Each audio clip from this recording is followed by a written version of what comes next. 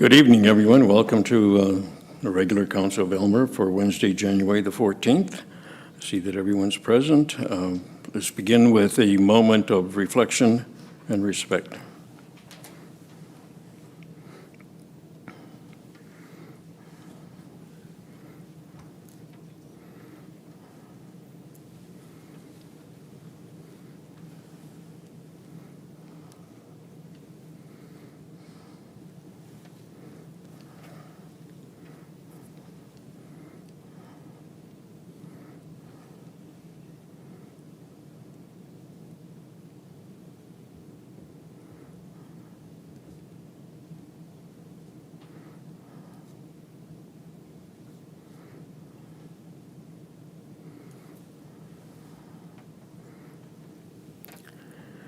Thank you. Item 3, confirmation of the agenda.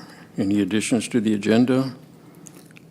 Seeing none, a resolution. That Council adopts the agenda for the meeting of January 14th, 2026 as amended with the addition of the following items. 6.111, Report Clerk 03-26, Transfer Payment Agreement for the Fire Protection Grant. Bylaw 12-26 being a bylaw to authorize the signing of an agreement between the Corporation of the Town of Aylmer and KWS Electrical Services for the main pump station upgrades. And bylaw 13-26 being a bylaw to authorize the signing of an agreement between the Corporation of the Town of Aylmer and the Province of Ontario for the 2026 to 2027 Fire Protection Grant. Mover and seconder. Councillor Rahi, Councillor Chapman. All those in favor? Resolution is carried. Are there any declarations of pecuniary interest? Councillor Barber. In accordance with the Municipal Conflict of Interest Act, I, William Barber, have a pecuniary interest with respect to, on November 19th, agenda, item 7.1, Mayor's Final Budget 2026, and on December 3rd, item 6.1.2, Mayor's Final Budget 2026, specifically any discussion arising directly related to the Aylmer Fire Department. I therefore declare a disclosure of pecuniary interest and the general nature thereof as follows. I am further a volunteer firefighter for the Aylmer Fire Department. I do therefore agree not to take part in any discussion of or vote on any question in respect to the matter and shall not attempt in any way, whether before, during, or after the meeting, to influence the voting on any such question. Thank you, Councillor Barber. Next item is delegations and public meetings, and there are none. Item 6, a consent agenda. I remind you that the consent agenda includes all items in 6.1 and 6.2. We have a resolution.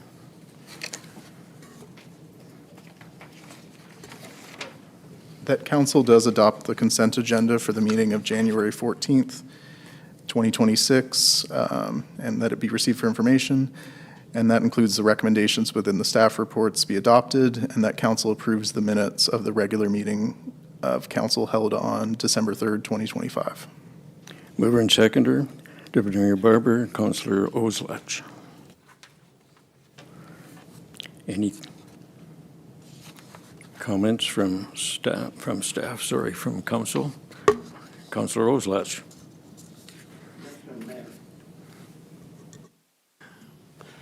Mr. Mayor, consent agenda 6.1.5.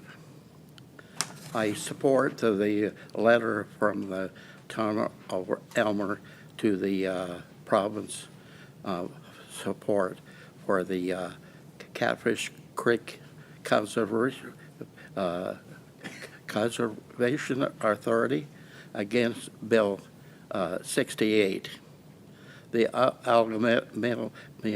amalgamation of the authorities in southwestern Ontario.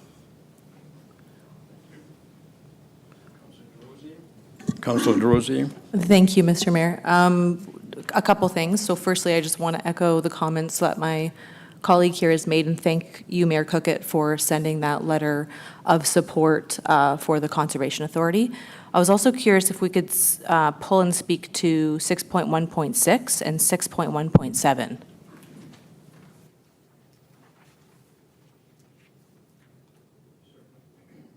Certainly, you can speak to them. Did you want to separate them for a separate vote or just speak to them? I think, can we discuss them separately? Is that okay? So you're asking for 6.16 to have a separate vote? Yes, just, yeah, depending on what the outcome is, probably.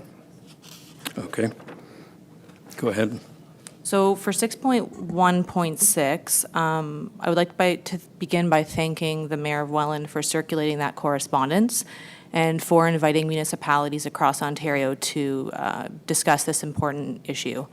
Council may recall that back at the end of November, I was in Ottawa participating in discussions related to justice reform and community safety. Hearing about the recent incidents involving children was, quite frankly, very difficult. As a parent of a young child, the details are deeply disturbing and stress how personal and real these issues are for many in our community. I believe this is something that resonates with us collectively as a council, not only as elected officials, but as parents, caregivers, and community leaders who share responsibility in protecting our most vulnerable. For that reason, I'm requesting if council could pass a motion in support for this call of action. All right, you're making such a motion? I have drafted one if you'd like me to. Well, just simple, go ahead. Okay. Well, it's not simple, so. Whereas the safety and well-being of children is a fundamental responsibility shared by all levels of government, and whereas recent incidents involving violent sexual offenses against children have deeply affected communities across Ontario and Canada, raising serious concerns about public safety and the adequacy of existing legislative protections, and whereas violent sexual crimes against children represent some of the most serious offenses under the Criminal Code of Canada and have lifelong impacts on victims, families, and communities. And whereas municipalities play a critical role in advocating for policies that protect residents and promote safe communities. And whereas there is growing concern that gaps in bail, sentencing, parole eligibility, and offender monitoring allow high-risk individuals to re-enter communities prematurely, placing children at continued risk. Now therefore be it resolved that the Council of the Town of Aylmer formally urges all levels of government to review and strengthen legislation and policies related to violent and sexual offenses against children, including but not limited to bail and sentencing provisions, ensuring that individuals charged with or convicted of sexual offenses against children are subject to the strictest possible bail conditions and sentencing outcomes that reflect the severity of these crimes. 2, parole and early release, limiting parole eligibility, statutory release, or other forms of early release for offenders convicted of sexual offenses against children who pose ongoing risk to public safety. 3, sex offender monitoring, strengthening the National Sex Offender Registry and related provincial tools to improve accuracy, enforcement, and timely access to information for law enforcement. And 4, victim and community safety, prioritizing the protection of children and community safety within the justice system above administrative or procedural efficiency. And be it further resolved that copies of this resolution be forwarded to the Premier of Ontario, the Attorney General of Ontario, the Solicitor General of Ontario, the Prime Minister of Canada, the Minister of Justice and Attorney General of Canada, Member of Provincial Parliament Rob Flack, Member of Parliament Andrew Lawton, the Federation of Canadian Municipalities, and all 444 Ontario municipalities. And be it further resolved that Council encourages municipalities to adopt similar resolutions and to work collaboratively to present a unified municipal voice advocating for stronger protections for children across Canada. Thank you. Seconder, Councillor Ozelach. Mr. Mayor? Sorry, just to make one very small recommendation, council might want to consider adding a whereas the town of Aylmer supports the city of Welland call to action, standing together for justice to protect Canada's children. We just don't want to send this letter out to everybody and have them think that a horrible sexual crime has just recently happened in the town of Aylmer, essentially. Okay. I'm okay with that? adding that if Okay. Council is as well. Okay, thank you. Any further discussion on this one? Seeing none, all those in favor? That is carried, thank you. And you had 6.17. Yes, so that was correspondence that was sent to me, and from talking with this resident, they liked for it to be added to the agenda for council discussion. So through you, Mr. Mayor, I'd be interested in hearing from staff on our current practices regarding winter trail maintenance, and then perhaps opening it up to council for discussion on whether there's opportunities for or challenges we should be aware of. Thank you. Andy. Thank you, Mr. Mayor. So yeah, I talked to Terry and operations staff extensively about this. So essentially, the service level in this area has been reviewed twice this term of council, and it will continue to be reviewed. Simply put, clearing the trails isn't supportable right now from a fiscal standpoint. But as we continue to expand sidewalks and through filling missing links and through new subdivision connections, we'll reach a point where extra staffing is required, and also potentially extra equipment. And one of the factors in that is we probably don't want to be using the trackless to go down the trails because they damage the trails.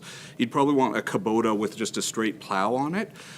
So we will continue to review it when we get to that point where there's a tipping point where we need more staffing. This will be something that will present the business case to council, but it routinely is reviewed almost every year.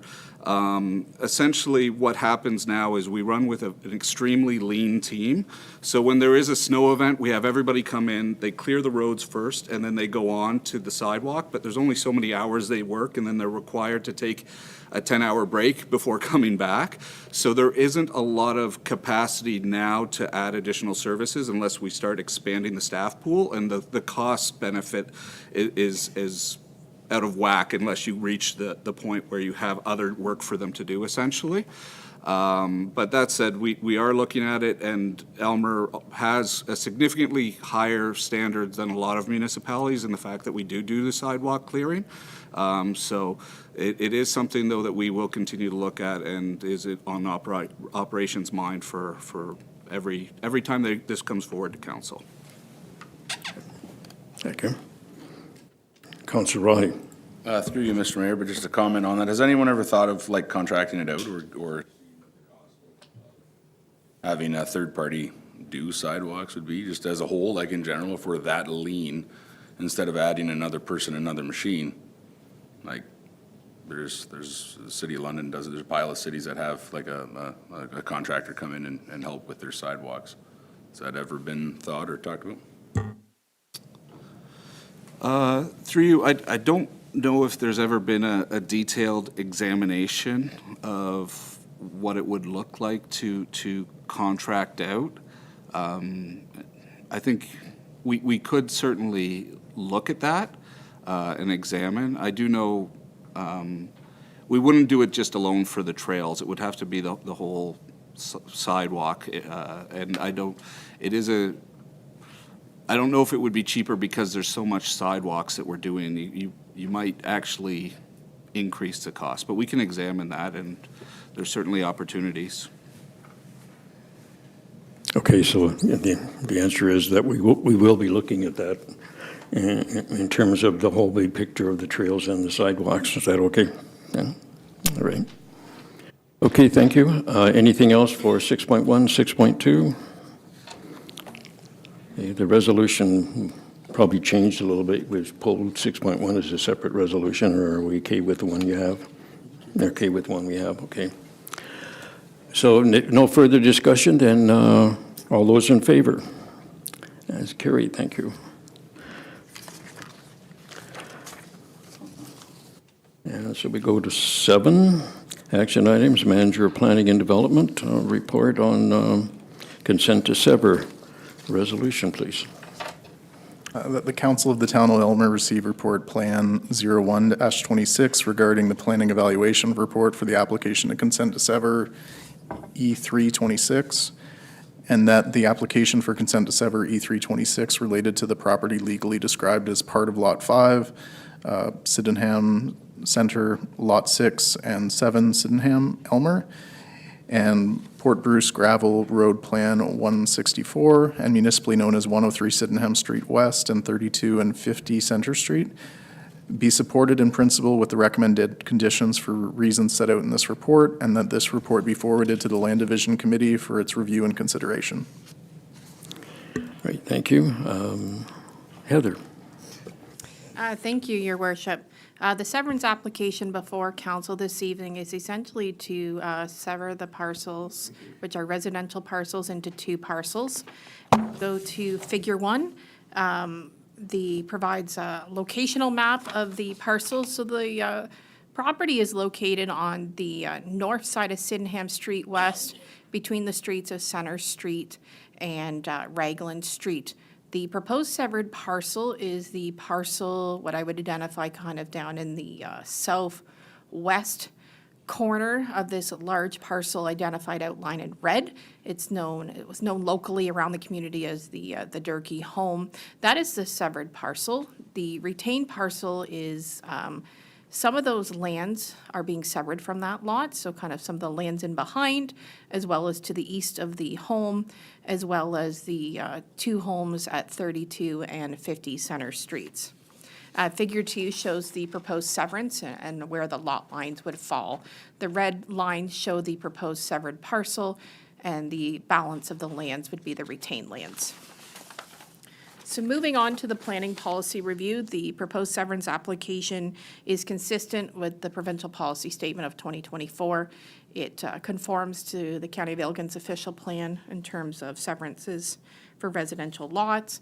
In terms of the Town of Elmer official plan, the proposed severance conforms to the town's official plan policies. Moving on to the Town of Elmer zoning bylaw, the only deficiency staff have noted in terms of the current zone, which is residential office, is the proposed interior side yard width along the east side of this property. The minimum requirement in the zoning bylaw is 1.2 meters, and the proposed severed parcel is proposing a minimum interior side yard width of 0.49 meters. This is due to the wraparound front porch that extends into the side yard along the east lot line. It's important to note that the length of the front porch is about 10 meters, which represents about 35% of the total depth of the lot, and that the remainder of the interior side yard setback along that east lot line will meet that minimum 1.2 meters. So it's just about a third of the depth of this lot is deficient. This would be addressed as part of a minor variance or zoning application as a condition of severance. It's also important to note the second driveway located along the east lot line of that proposed severed parcel will become part of the proposed retained parcel. Moving on to other issues or matters, it's important for council and the public to be aware that the proposed severed parcel is a municipal heritage listed non-designated property. And I do want to stress it's non-designated. It is listed on the municipality's registrar as a property that a municipality has at one time identified as having heritage attributes, I can say, but it is not designated. So therefore, it does not have the same protections, in a sense, as a designated property.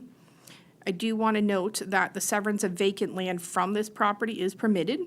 It's also important that council be aware that at this time, I have been informed that the severed parcel, the home on the severed parcel is remaining. There is no changes to it. But I just thought it's important for council and for the public to be aware when we're dealing with municipal heritage listed non-designated properties, if any owner wants to demolish or remove part of a structure on any property that is a listed property, they must give 60 days written notice to council. And this is a requirement under the Ontario Heritage Act. So that is not the case here. The home on the severed parcel is remaining. In terms of consultation, staff have no concerns on this severance application. So in conclusion, planning staff have reviewed all the applicable planning policies, and it is staff's recommendation that council offer support in principle for the application to the Elgin County Land Division Committee, subject to the conditions listed in my report. Thank you. Thank you, Heather. Discussion from council. Councilor Roselach. Mr. Mayor, please excuse me my speech.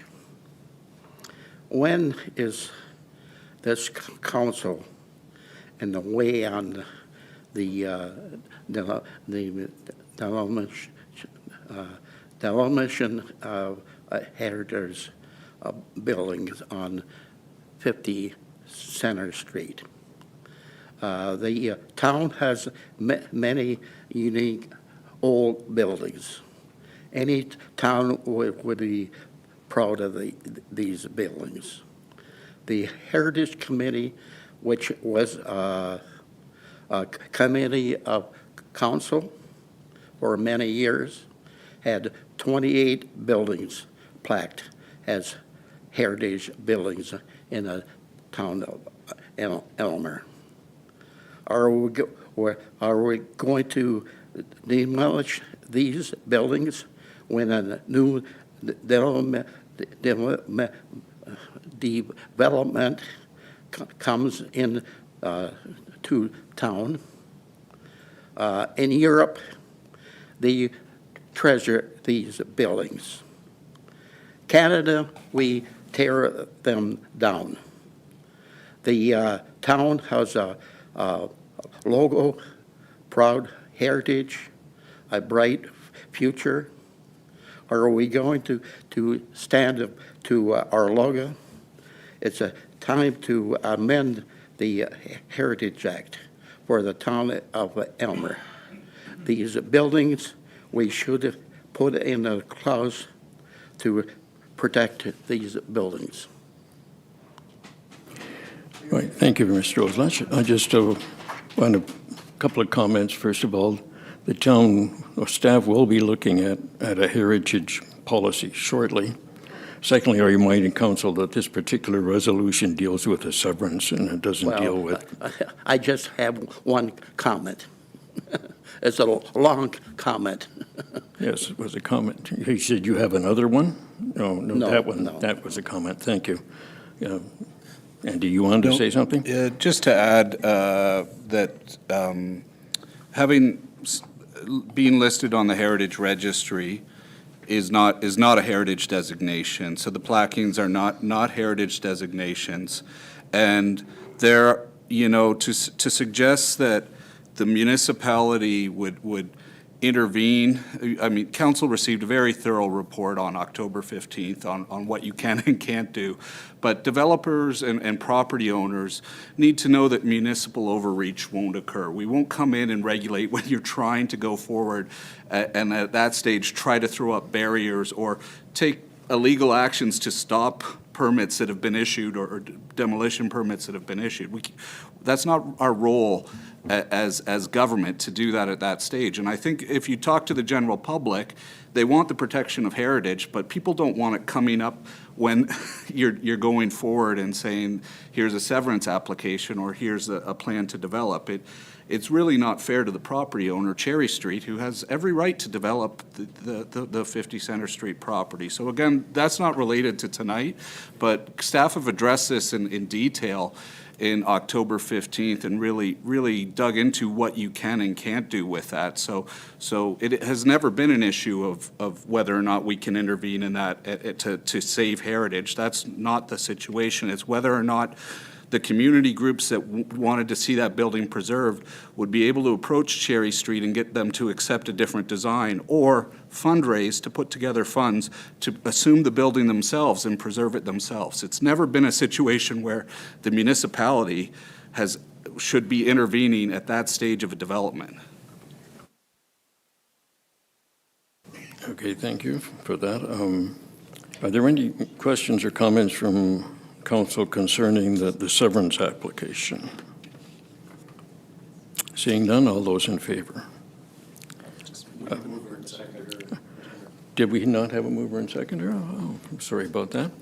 Do we have a mover and seconder for this resolution? Councillor Barber and Councillor Chapman. And then I'll call the question. All those in favor? And opposed? And resolution is carried. Thank you. Item 7.2. Reserve block resolution. That report plan. Did you have a question, Heather? There's been some concern in the public, and if I may have I can't hear you. I'm sorry. My apologies. There seems to be a little bit of discussion going on behind me about opportunity to comment for the public, and I thought it may be best when it's the most appropriate moment, Your Worship, if I may speak to when the public can provide comments on the severance. Go ahead.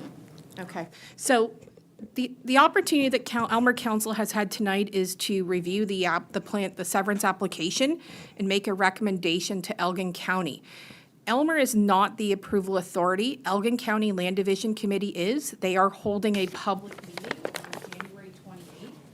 It is a public meeting. It is an opportunity for the public to attend and to submit comments to. You're welcome. Okay, thank you for that. So I didn't hear comments from the back of the room, so I would ask anybody at the back of the room to please remain silent while we're going through the meeting. Thank you. Item 7.2, resolution. That report Plan 02-26, dedication of reserve blocks as public highways, Cottonwood Hills subdivision Phase 3 be received, and that council dedicates the reserve blocks along the eastern and northern portions of Aspen Parkway in accordance with bylaw 06-26, and that council dedicates the roadblocks along the western and northern portions of Cottonwood Boulevard in accordance with bylaw 07-26.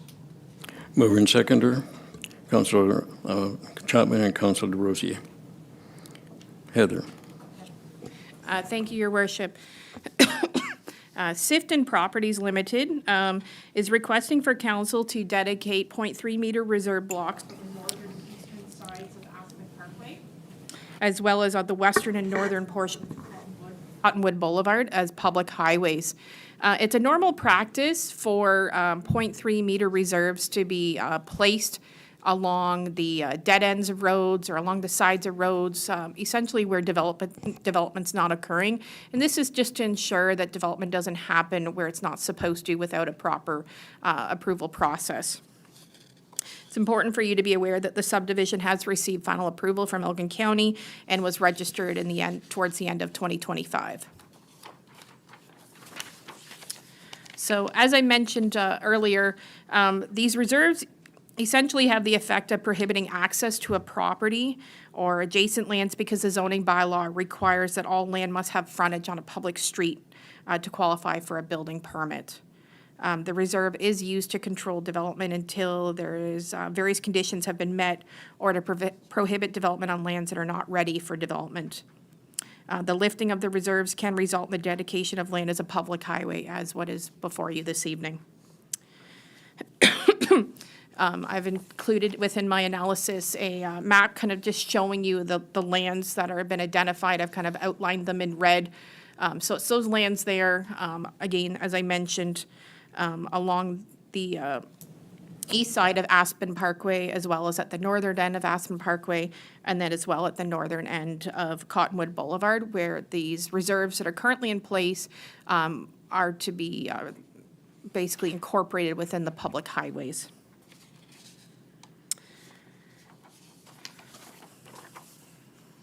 So in conclusion, the request for for the reserves to become part of the public highways is appropriate at this time, as the subdivision has already been registered and can be executed by the passing of the bylaws and registration of the bylaws on title. Thank you. Thank you. Council? Seeing no comments, all those in favor of the resolution? That is carried. Thank you. Item 7.3, CAO report on library development. Do we have a resolution?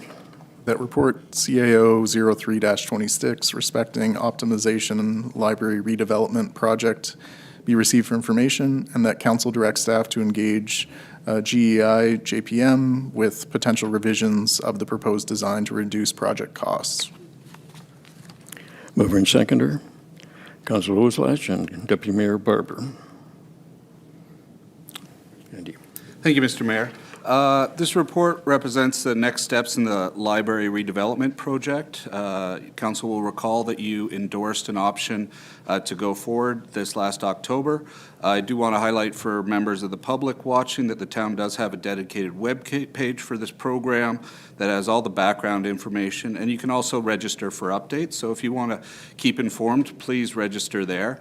Public transparency and accountability are key components of any project, but particularly one that will be the largest strategic deliverable of the next term of council likely. So staff are recommending to not proceed with the detailed engineering design at this time, and instead we'd like to review options to optimize the project with the goal of bringing the costs down. This would still keep the existing design footprint, however, remove some of the more costly aspects like the second floor glass walkway. Council will ultimately review and adopt which option they want to proceed, the previous design or the optimized design. As this project it proceeds, it's important to maintain a high level of public reporting and engagement. It briefly referenced in this report, the previous administrations really didn't take a lot of work to establish a proper financial plan for this project. I'm not trying to throw shade at anybody, but as we go ahead, council and the community need to know that the town has the ability to deliver on a project that is this complex, and we are able to plan and to properly support it. Staff now have council direction to proceed, and I'm confident that this project is undertaken in the middle of the term. We'll be able to come up with strategies to maintain affordability. But again, this report is again due diligence and looking at some ways that we can cut some cost at the outset of this project to make it a bit more feasible and certainly gain a bit more support for it as we go forward. And with that, council could not approve this and go with the full built design engineering. Staff don't think that's necessary with the project timelines right now, and it certainly would create some unnecessary pressure in this year's budget to fund that. With that, I'll try to answer any questions of council. Council. Deputy Mayor Barber. Thank you, Mr. Mayor. The best location for the Elmer Library is in downtown Elmer, the core of the business community. In order to satisfy the minimum 10,000 square foot size demands of the County of Library, our supplier of library services, an expansion of the existing library is the most desirable, in my opinion. People in this community are divided into three basic groups. There is no need for additional space, the belief that the library should be moved to the East Elgin complex and as a cost-saving measure, or to enlarge the existing library. Debate has dragged on for almost 20 years. It's time to make a new library a reality. It is also my belief that moving the library for a short time to the complex is not in the best interest of the people of the town. The loss of a warming center in a natural disaster, the loss of recreational space or meeting area for a wide variety of groups, and the loss of ice events that depend on meeting space for their programs has to be considered. It has also been said that there are libraries in other communities that are part of their arenas. And to the best of my knowledge, all of these were designed to be libraries and not created from an existing space. This council has supported the completion of conceptual drawings of what an expansion would look like and has received an estimate of what those costs would be. Feedback from council members and the public have expressed concerns of that cost, and rightly so. The motion before us this evening is to revisit the conceptual plans and make changes to the plans, yet still retain the positive aspect of the drawings. Creating a more efficient floor plan and, where applicable, a simpler design will reduce the cost of construction. As those ideas for change take shape, I would also like to see a small construction knowledgeable group of citizens be formed, and that group have an opportunity for review and input. Elmer has effectively completed a number of large projects in cost-efficient manners. Library expansion has to follow that pattern and not be a cost burden to the people. Reserve funding, donations, and grants must come effectively together. In summary, I would never support any capital project that was not backed by a responsible fiscal plan that is affordable to the people of Elmer. Thank you. Thank you.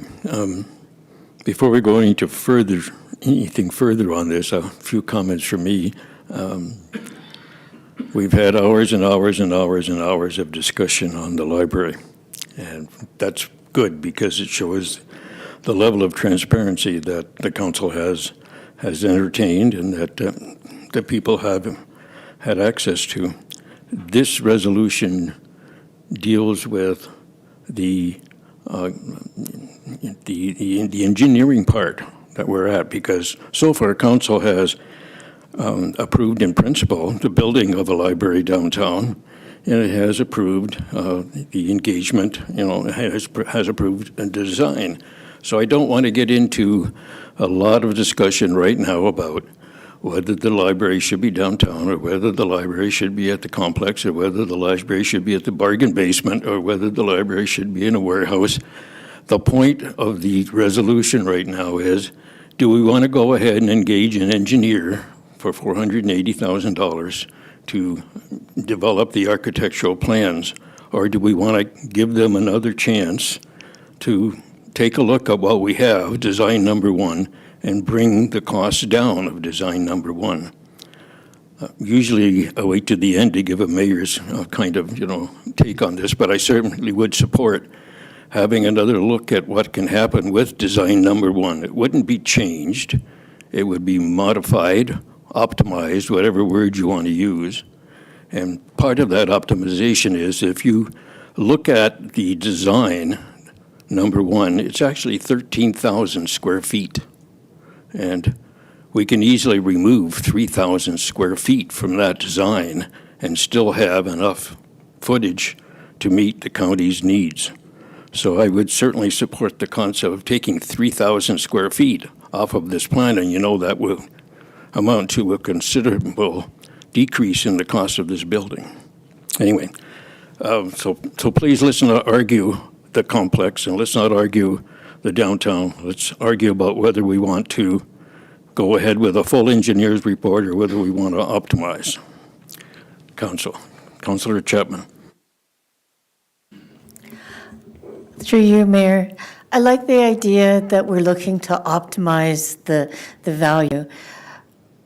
10,000 square feet is the requested amount at this time. If we're going to do a second rendering of what this could be, is it possible to look at the possibility of that 3,000 square feet being added back to the design in the future?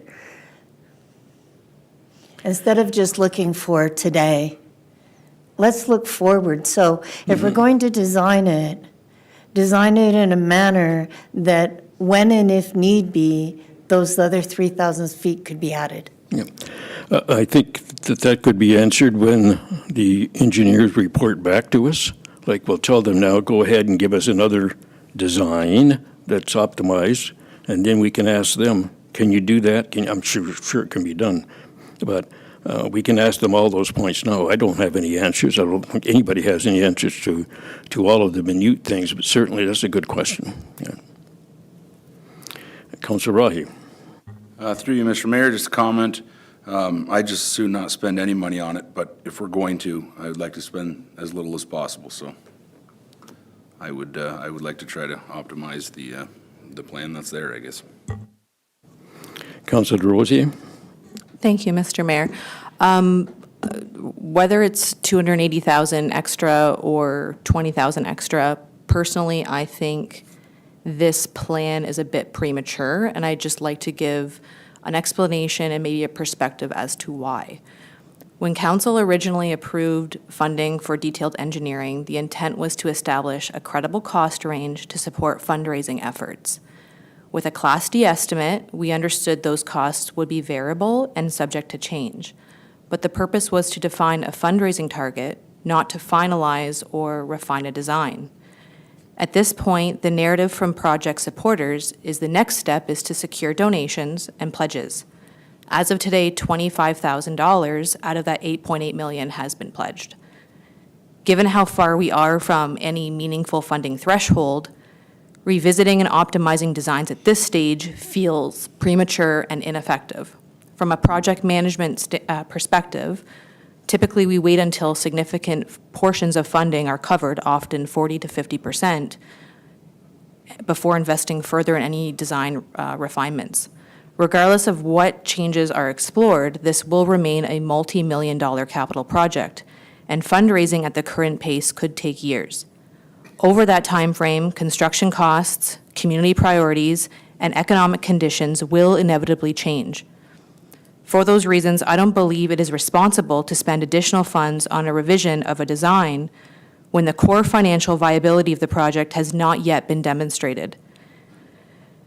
In my view, what we should do is let the process continue and reassess once there is clear evidence of financial support to justify the further work.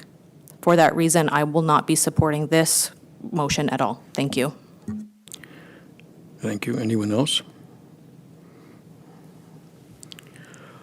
Okay, we have a resolution on the floor. I call the question. All those in favor of the resolution? All those opposed?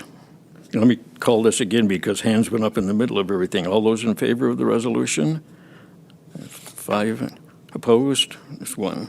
I will count myself as in favor as well. The resolution is passed. Thank you. Item 7.4. Director of Legislative Services, amending the legal description bylaws. We have a, It's just the previous item there. It is Report OPNS 01-26 entitled Tender Award Lagoon Optimization Main Pump Station Upgrades be received for information, and that the tender submitted by KWS Electrical Services in the amount of $1,394,471.40, excluding HST, be accepted, and that the mayor and clerk be authorized to execute the agreement with KWS Electrical Services following the terms and conditions in the tender document. thank you very much, Ron. Mover and seconder, Councillor Rahi and Councillor Chapman. And you're doing that. So this is I'm presenting this report on behalf of Terry. It's a fairly straightforward award for the Main Street pump station upgrades as part of our overall lagoon optimization project. This project is part of the Health Enabling Water Systems grant that the town received. The award to KWS Electrical represents the lowest bid for the project. Staff have met with the proponent and are recommending council proceed to award in the amount of just under $1.4 million. Staff believe this is another case where the town's early tendering work has led to desirable outcomes on capital project cost. As an aside, I want to impress upon council how advantageous your early budget processes are in getting these things out the door and getting early awards, which really helps us a lot with our end outcomes on these deliverables. With that, I'll try my best to answer any questions of council. Deputy Mayor Barber. Thank you, Mr. Mayor. Saving $500,000 on this project is kind of a great outcome and the benefit of early tendering. Anyone else? Seeing none, all those in favor? As carried, thank you. And now 7.5, the amending the legal description bylaw resolution. That report, Clerk 01-26, regarding correcting the legal description in bylaw 18-83 be received for information, and that council be direct staff to present the prescribed notice of the proposed amendment bylaw 02-26, being a bylaw to amend bylaw 1883 to correct the legal description of the designated heritage property known municipally as 76 King Street, and that council direct staff to present the bylaw at a future meeting of council following 30 days after the date of the written notice of the proposed amendment to the property owner, trust, and the public, per Ontario Regulation 38521. Mover and seconder, Councillor Barber and Councillor Oslach. Yes. So to council, this report is before you seeking for council to direct staff to issue notice and return later with bylaw 02-26, being a bylaw to amend a heritage designation bylaw from 1983, bylaw 1883, which is a heritage designation for the property known as 76 King Street. So I will note for council and the public that it's really a routine matter that we would normally put under the consent agenda. But as this is the first heritage bylaw which council will be working with or passing. I did want to place it as an action item in case council had any questions. What we're doing here is correcting the heritage record to keep an accurate record of what is actually being protected and to reduce ambiguity or confusion for the owner of the parcel now known as 74 King Street, while protecting the designation on 76 King Street. We're doing this because there was a severance in 2023, which created the new lot that is 74 King Street as a separate parcel, and the owners of both parcels have requested that we remove it on 74. What we look at for this type of amendment is accuracy and clarity of the designated record, so we are changing the legal description of the property. We're also looking at legal compliance and the proper process under the Heritage Act and its regulations. So that process is outlined in the report. This is also about risk reduction and fairness to the current property owners. 74 King Street, if they wish to sell those properties, currently the Heritage Bylaw is registered on it, so it could potentially, in the future, if either this council or a future council, we might look at that bylaw and have a different interpretation about what it protects on that property, which the intention was that it would not protect that property specifically.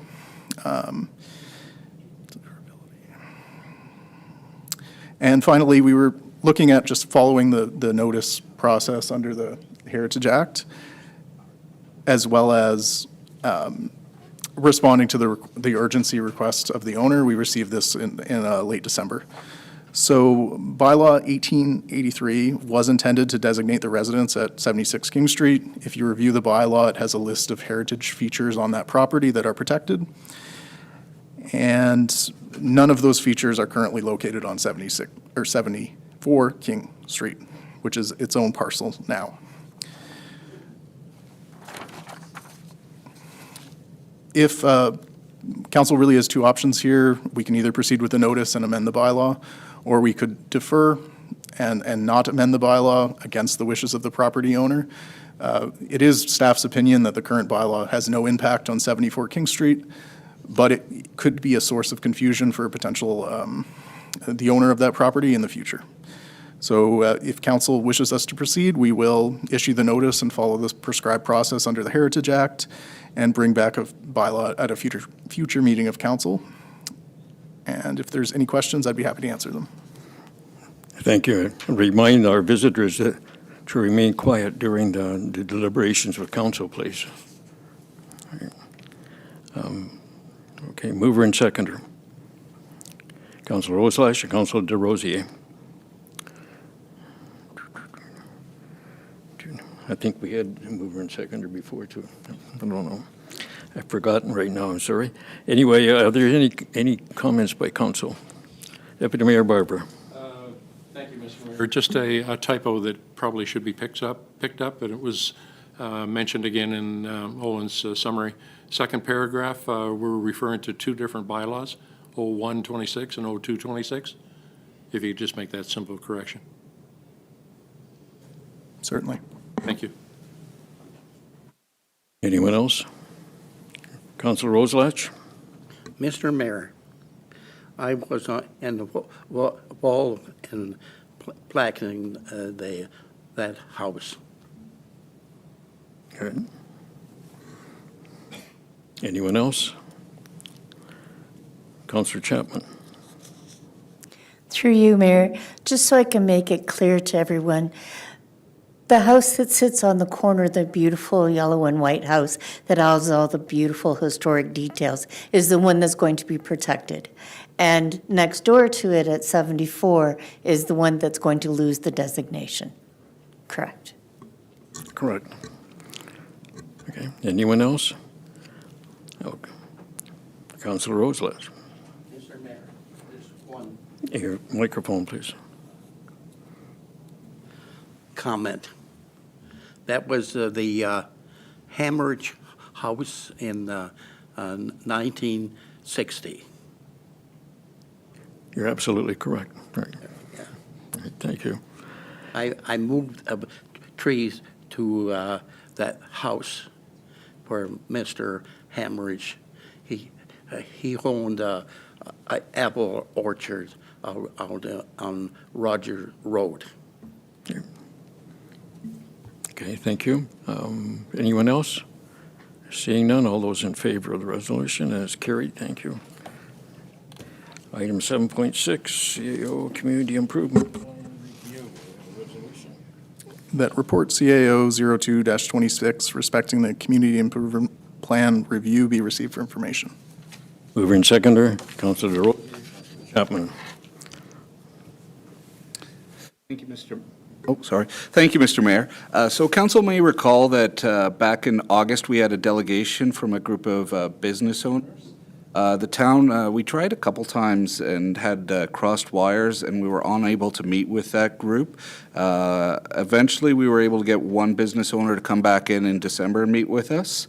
The option that we thought council might want to consider being one that we could fast track to try to get in place for this spring so that it would be some benefit in 2026 would be providing a targeted incentive under the Community Improvement Program, the CIP program, that would allow us to provide incremental tax relief for existing businesses that are expanding.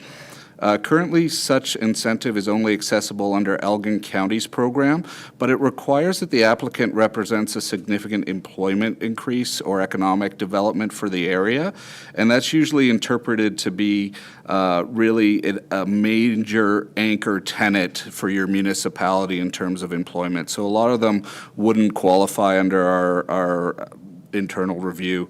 But if council wants to proceed, we could develop a CIP amendment, bring it forward here for a public meeting. There would be a public report as well on that amendment that would allow local businesses to enjoy a 5-year phase-in of any property taxes for an expansion or new building related to their existing business. So if they make an addition, they still pay the taxes on their original building. It's just that addition that we're not collecting the taxes on. There will be an economic impact to the town in the fact that we'll be losing those taxation revenues for that year, but it is something that could be done to help local businesses. The county is also releasing a new CIP early this year. So as an alternative, we could wait and see what the county comes out with. When the county releases one, we also usually hold a public meeting here and also adopt their plan. So their plan could have things in it, and we may want to do a larger overhaul of our CIP after we see that, but it would be hard to get that in place for this spring. That's kind of the challenge.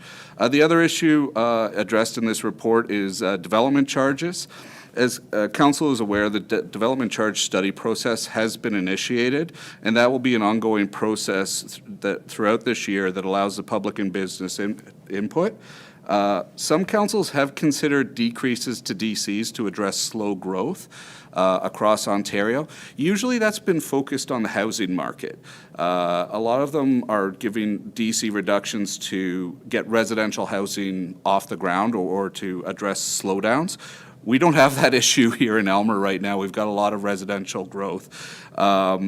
But certainly, if council believes that there is a need to intervene in a policy regard and address industrial and commercial growth in our community, you could do a modest one. Modest ones that we're seeing other areas consider are around a 10% decrease. It definitely has a financial impact on the amount of DCs that we recover, which means later on when we put the investments in the town, higher taxes related to that.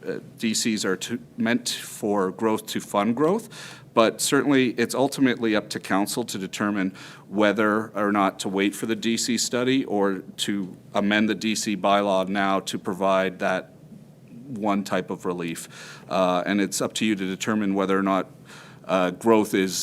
there's that type of incentive needed to facilitate growth. Right now, staff don't believe that there is a need. We see strong growth, and if we don't sell all the lots in Ames Park, it's not the worst thing that happened to the town. We do have the ability to simply wait and see what kind of investment comes to the area because of PowerCo. And we're in a good position. We could wait till the end of this year, wait till the DC study comes forward, and decide whether or not there should be some reduction at that time. But ultimately, again, you heard from the delegation in August, and staff are here to take whatever direction you have. Council? Councillor Chapman? Through you, Mayor. To me, it makes sense to wait until the county does their part and the DC studies are done, because if we change our policies now, we may want to change them again once those come forward. So it makes sense to wait and see what happens and then decide what we should do. Okay. Deputy Mayor Barber? Thank you. Andy, could you just go over that, the options on the wait or not wait for the CIP? Yeah, so one thing that we can do that would be not an overview of the CIP, it would be an addition. So we could do a minor amendment to add an incremental tax program for existing businesses that are adding an expansion to their buildings, or another building related to their business on the same property, essentially. So that would mean that in the first year, you don't pay any, after the first year after construction, you don't pay any taxes on that new area. The next year, you pay 20, 40, 60, 80, and then we get to the full taxation. So that would be the option, but it would be certainly an application process through our CIP program that would come before council for any of the approvals. Just to follow up, if I may, Councillor Chapman's comments made sense about potential conflict with the county's CIP. Do you see any disadvantage in going ahead with a modest change to ours, and then if necessary, changing it once the county's comes forward? That's a good, through you, Mr. Mayor, that's a good question. There is a potential for overlap or conflict between the two CIPs. Elmer, I think, is perhaps one of the only Elgin County municipalities to have our own CIP, in addition to Elgin Incentives. And so there is an opportunity now, say for the Facade Improvement Program. People can actually double dip, which I kind of encourage businesses to. You could double dip and get Elgin Incentives, and you can come back.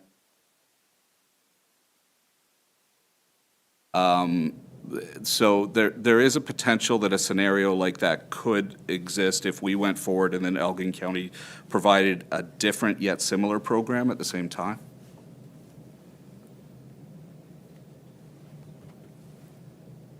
Okay. Councillor Rahi? Through you, Mr. Mayor, and it would be talking about the DCs. I understand that they're, to help fund future growth and all that. I think it's just, I think it's important that we stay competitive with other people, and we don't need to sell all those lots today. Hopefully, they do nothing but grow in value, but it would be a shame to either lose or miss out on good businesses for the town just because we aren't quite, maybe we're not as competitive with the DCs as some other towns or cities that really want to have businesses. So as long as there's going to be a study, I think it makes sense to wait and see where we're at, but I think it is important that when that time comes, we try to stay as competitive as we can in that market to try to get good businesses here. Thanks.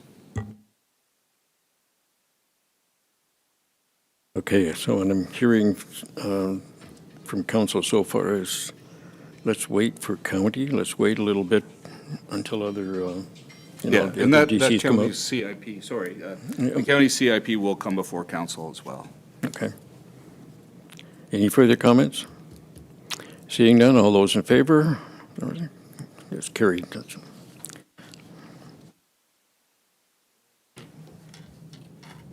New business and matters of urgency, seeing none. Reading of bylaws and proceedings thereon.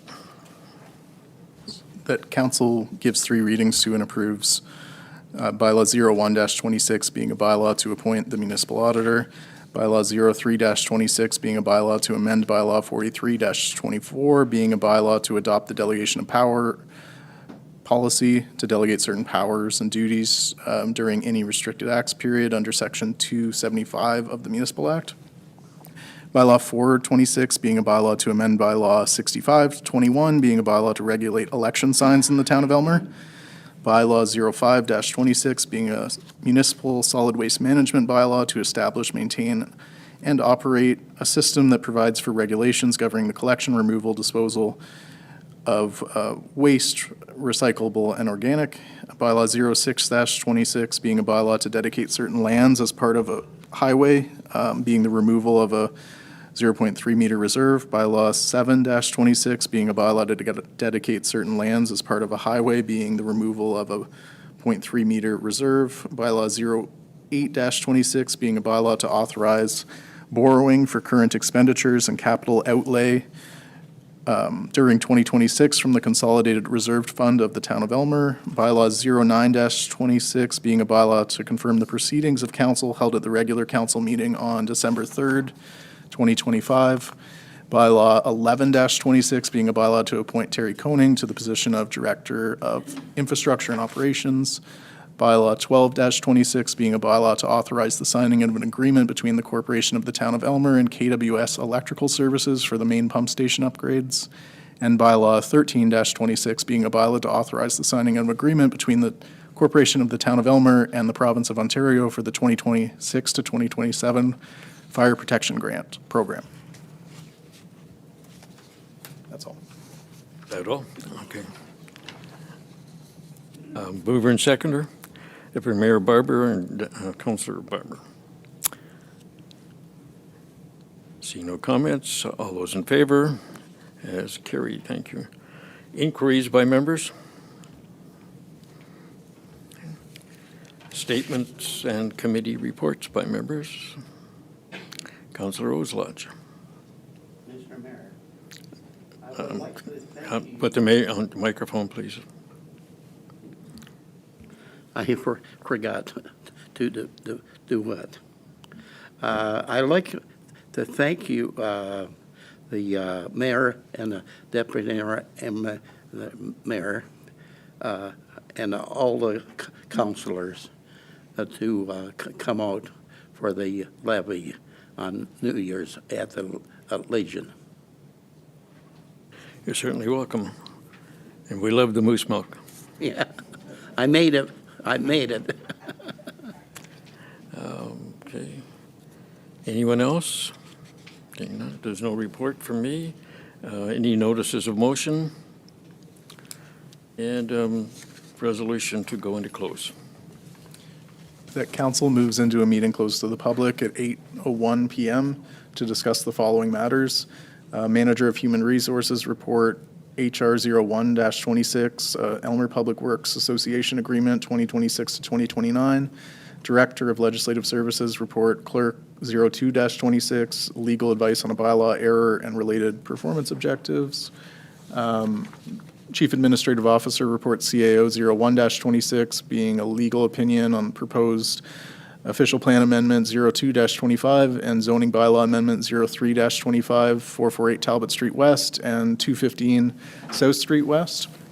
And that consideration of these items is closed to the public pursuant to section 239 B, D, and F of the Municipal Act as amended, as the subject matter pertains to personal matters about an identifiable individual, including municipal or board employees, labor relations or employee negotiations, or advice that is subject to solicitor-client privilege, including communications necessary for that purpose. Mover and seconder, Councillor Barber and Councillor Rahi. All those in favor? And carried. Thank you.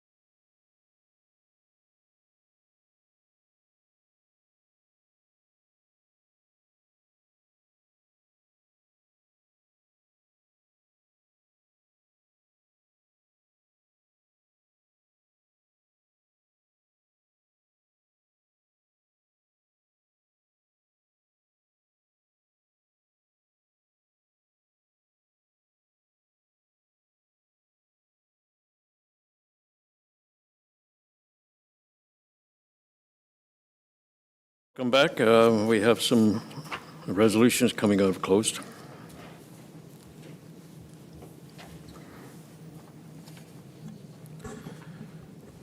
That report plan 21-25 regarding, I'm sorry, that council rise from a meeting closed to the public at 8:38 PM and reports the following. The council received for information and provided confidential direction to the chief administrative officer regarding manager of human resources, report HR 01-26, Elmer Public Works Association agreement for 2026 to 2029. Director of Legislative Services and Clerk report Clerk 02-26, legal advice on a bylaw error and related performance objectives. And Chief Administrative Officer report CIO 01-26, a legal opinion respecting proposed official plan amendment 02-25 and zoning bylaw amendment 03-25 respecting 448 Talbot Street West and 215 South Street West. Okay, thank you. We have a mover and a seconder, Councillor Rosier and Councillor Barber. Any questions, comments on any of those? Seeing none, all those in favor of the resolutions, and they are passed. Thank you. Do you have anything else? Yeah. That report plan 21-25 regarding planning evaluation report, application for official plan amendment 02-25 and zoning bylaw amendment 03-25 be received, and that the council of the town of Elmer adopt the proposed official plan amendment application 01-25 in accordance with bylaws 6925, and forward the necessary documentation and bylaw to the county of Elgin for approval, and that the council of the town of Elmer approve the proposed zoning bylaw amendment in accordance with bylaw number 70-25 and provides 3 readings to bylaw 70-25. Mover and seconder, Councillor Chapman and Deputy Mayor Barber. Comments on that, Andy? Through you, Mr. Mayor, just to inform the public, council got legal advice that we certainly can't release in public, but they did receive legal advice on our ability to restrict the development to 2 rather than 3 stories, and what ability we would have to be successful with that position if it went to a tribunal hearing. I think council, the public can likely infer from council proceeding what the outcome is.